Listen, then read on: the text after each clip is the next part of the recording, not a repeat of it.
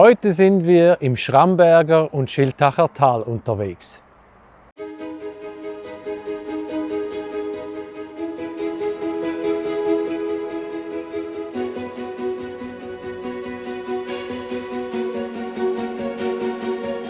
Ich verspreche euch, dieses Gebiet im Schwarzwald hat einiges zu bieten. Einen Teil der ganzen Sehenswürdigkeiten werden wir euch heute auf unserer Wanderung zeigen. Also, auf geht's! Erstmal kommen wir durch die Fußgängerzone Schrambergs, doch schon bald verlassen wir die gepflasterten Wege. Asphalt und Kopfsteinpflaster weichen einem naturbelassenen Pfad, welcher in den Wald führt. Die Steigung ist spürbar und auch optisch gut wahrzunehmen, wenn man gen Tal blickt. Wir kommen zu einem Wegweiser und folgen dem Flurweg weiter in Richtung Ruine Schildeck.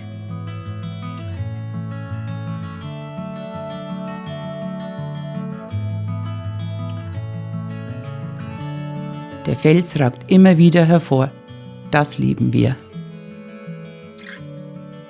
Nach einer Weile sehen wir auch schon den Bergfried der Ruine aus der Ferne. Wir sind am ersten Etappenziel unserer Wanderung.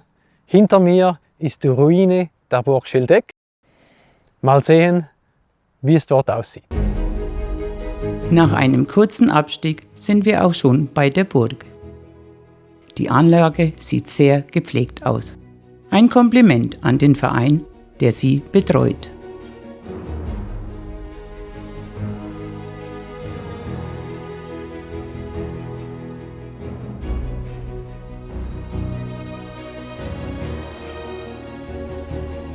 Erbaut wurde die Burg wahrscheinlich anfangs des 13. Jahrhunderts.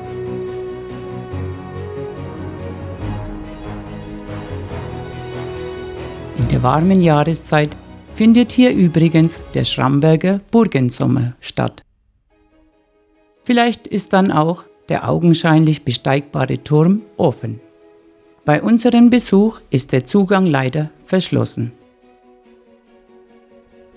Dafür gibt es auf dem Burgareal zahlreiche Sitzbänke, die zu jeder Jahreszeit, zumindest bei trockener Witterung, zum Verweilen einladen.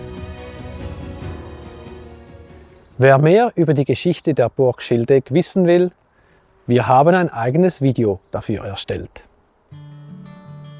Nach unserer Rückkehr auf den Flurweg laufen wir weiter durch den Wald.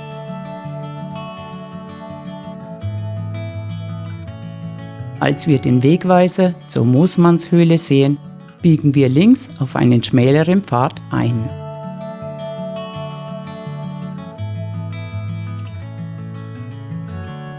Wieder machen wir ein paar Höhenmeter und kommen schließlich zur erwähnten Höhle. Wir sind nun am zweiten Etappenziel. Hinter mir ist die Moosmannhöhle. Warum sie so heißt? Jedenfalls soll ein Namensvetter von mir dort gehaust haben. Sehr, sehr strange. Die nur 5 Meter tiefe Höhle macht rein optisch einiges her. Ein gutes Postkartenmotiv. Kinder werden an diesem Platz auch ihre helle Freude haben. Es riecht nach Abenteuer. Geschichten zufolge soll hier im 19. Jahrhundert ein Einsiedler namens Hartschierle gehaust haben. Hinter dieser Bezeichnung verbirgt sich der Kunstmaler Gregor Moosmann, nach welchem die Höhle benannt wurde. Entgegen vieler Erzählungen war er jedoch nur den Sommer über hier. Trotzdem muss er ein spezieller Mensch gewesen sein. Darüber hinaus wohl auch sehr naturverbunden. Bekannt war der Mann auch durch seine Papierkrippenfiguren. So, und jetzt gehen wir zum dritten Etappenziel. Von der Höhle geht es nun ein ganzes Stück den Berg hinab. Entlang des Weges gibt es auch einen Rastplatz mit Grillstelle. Auch jetzt laufen wir des Öfteren über Naturwege.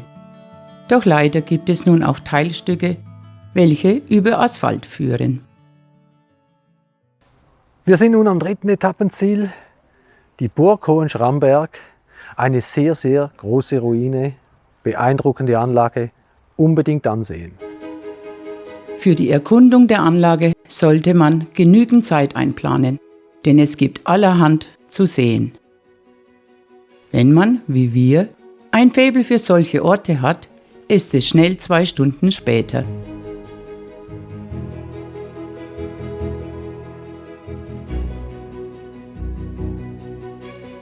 Als Kinder hätten wir in der verwinkelten Burgruine wohl Verstecken gespielt. Es gibt übrigens einen kostenlosen Audioguide im Web für eine noch intensivere Burgbesichtigung.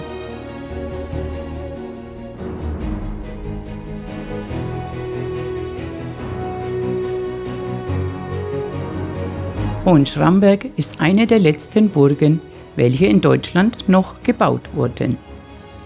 Sie wurde in der Zeit des ausgehenden Mittelalters, genauer gesagt um 1457, errichtet. Auftraggeber war Hans von Rechberg, der hier sein neues Hauptquartier aufschlug. Die Aussicht von der Burg ist wunderschön, doch im Mittelalter stand wohl eher frühzeitiges Erkennen von heranrückenden feindlichen Truppen im Vordergrund. Wenn ihr mehr über die Burg Hohenschramberg wissen wollt, dann könnt ihr dies gerne tun. Wir haben wieder ein eigenes Video dafür gemacht. So, und jetzt geht's zurück zum Ausgangspunkt durch das Felsenmeer.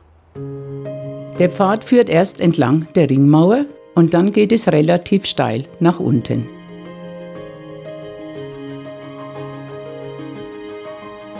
Bei Glätte würden wir den Weg wohl eher nicht empfehlen. Doch bei diesen Bedingungen einfach wunderbar. Nach einer Weile kommen wir auch zur Felsenmeer genannten Passage und diese macht ihren Namen alle Ehre. Die Dämmerung bricht langsam herein. In der kalten Jahreszeit kann man sich leider nicht so viel Zeit lassen wie an warmen Sommertagen. Doch bald schon ist Schramberg in greifbarer Nähe. Nun sind wir am Ende unserer heutigen Wanderung. Die Route findet ihr auf Komoot. Ein Link ist unten in der Beschreibung. Und ja, wir sind kaputt, zu Recht, und wir sehen uns im nächsten Video.